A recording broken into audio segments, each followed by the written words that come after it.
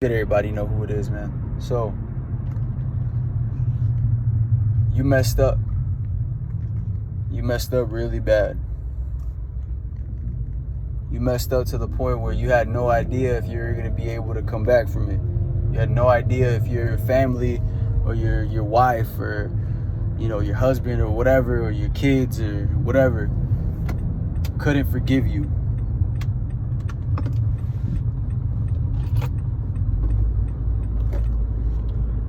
And then you built yourself back up,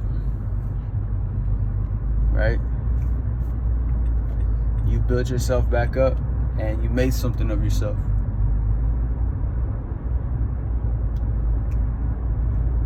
The thing about that is the people that were once your friends, right? During these bad times, for some reason, they just can't connect with you no more. Right? They no longer want to be your friend, or they no longer hit you up. Right? And let me tell you guys something, man. The reason for that is because old friends, and it could even be family sometimes, they have seen you, or let's say this, let me be very specific. Friends that have seen you in your downs and your ups, have seen you through both of those, right? And those two require two versions of yourself, right? Because when you were doing bad in life, you were a different version of yourself. When you were doing good in life, you were a different version of yourself. And along that journey, you had friends, you had people, you had family maybe around you. And this is why some people say that you will find who your friends truly are in both your good times and your bad times. Mainly because they are seeing both sides of the spectrum, right? And it could either be that, whatever reasons that they have in their head, right? That they treat you a certain way when you're doing good and when you're doing bad. But I'll give you my opinion on it, right?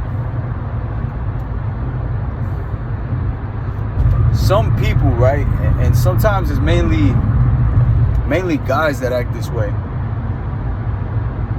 Guys that were your friends, guys that were friends with you when you were doing bad, and now you've turned your life around for the better, they no longer want to be your friend, or they no longer know how to connect with you, because they have seen you turn your life around, right? From going to a complete D-list loser, right? To being a fucking winner. So what happens is, and they're still a loser, right?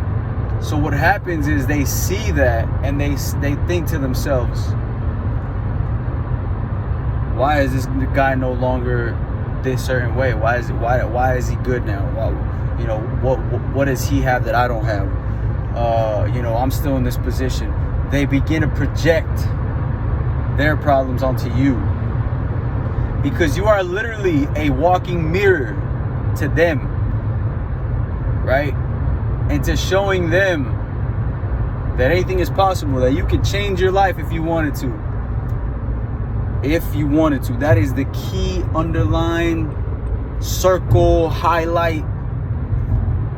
If they wanted to, they could. And when they don't, you are a literal walking mirror. And it hurts to see. It hurts them. It hurts them deeply. It cuts them deeply. right? That's why whenever people say ignore the haters, right? Ignore the haters, because you look, if you don't have any haters, you haven't made it, right?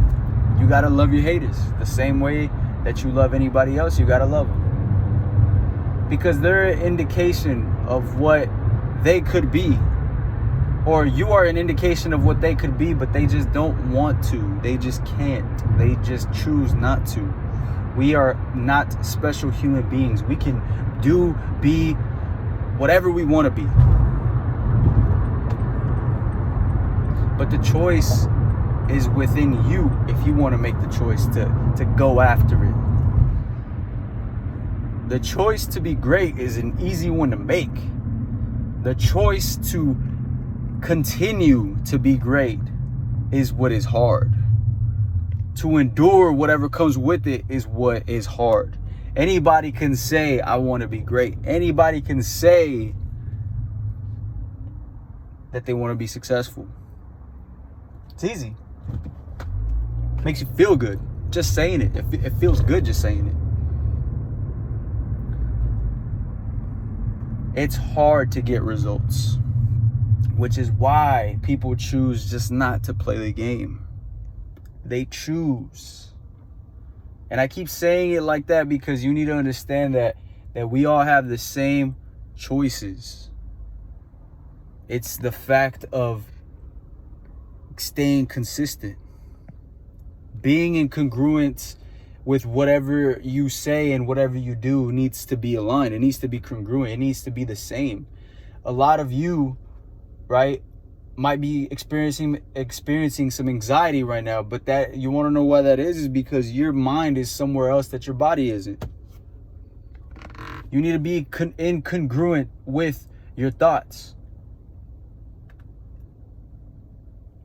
That's why people are depressed, because they know that they're overweight, right?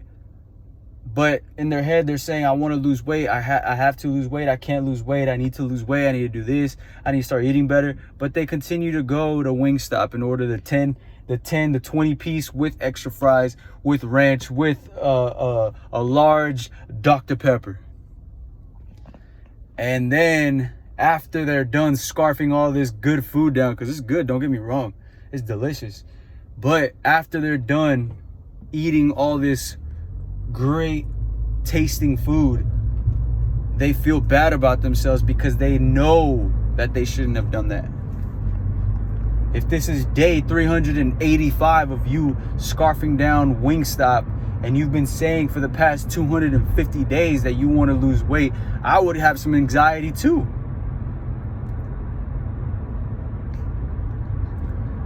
I'm starting to break it down into simpler terms because I feel like some people just don't understand how easy making a choice and sticking with it, making that your North Star, making that your focal point.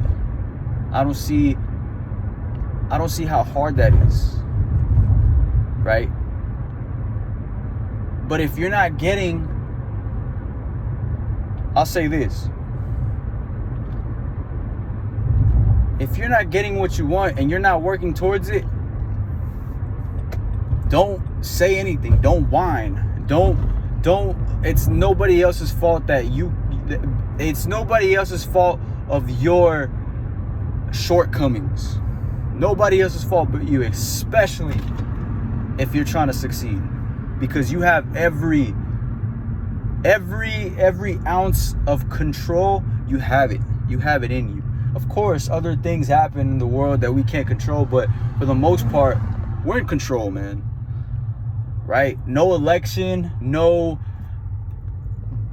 sickness, nothing, right?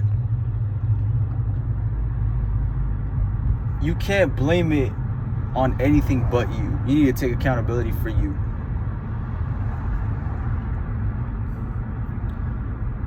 But to wrap this whole thing up, right? I just want to reiterate what I said earlier. And that is, when you have people around you that you call friends or they call themselves your friend, and they treat you differently now that you're in a better place, when they've seen you go from nothing, or from, you know, when they've seen you go they've seen you turn your life completely around, and they treat you differently because of that, and not in a good way, you need to understand that that is no longer your problem. That is their problem. Because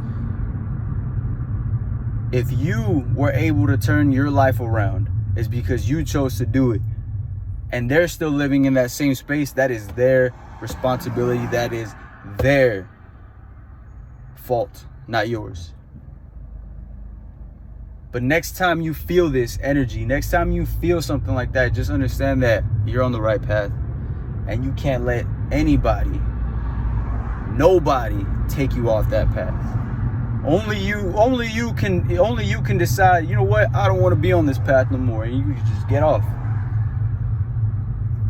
But why would you, whenever life is good? Why would you? Why would you not want to stay on that path? Or on that wave? Why not? What I'm saying is this, man, is next time you feel somebody treat you a certain way, right, because of your success, and because you were a complete loser 2 years ago, and now you're an absolute winner, you're a success. You need to understand that when people treat you that way, is because you were holding a mirror to their face of what they could be, and they just don't want to accept the fact. That's it, man. I'm out.